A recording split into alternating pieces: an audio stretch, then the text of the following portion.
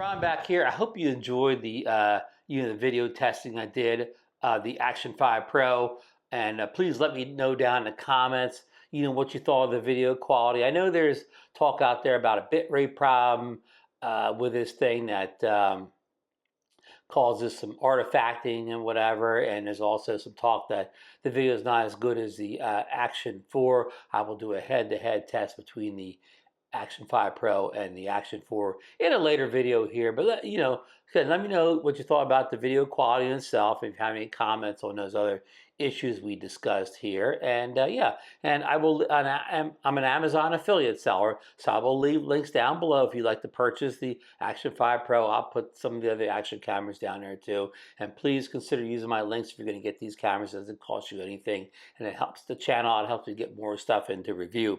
Like I want to get the Insta360 Ace Pro 2 in for review, but I got to get a little money together before I can purchase that. It's not even out yet, but believe me, it's coming soon, folks. Of course, give me a thumbs up if you enjoyed the video. Subscribe to the channel if you're not already a member. Ring that bell if you want to see a lot more content on the latest action cameras, drones, just small cameras and tech in general. It's coming to the channel. I will be getting the iPhone 16 Pro Max in soon for review also. So, and I'll do some comparisons with that to these action cameras, see who's better. And yeah, so a lot of good stuff coming up. So do all the stuff I just said. And thanks for watching, and we'll see you in the next video, folks.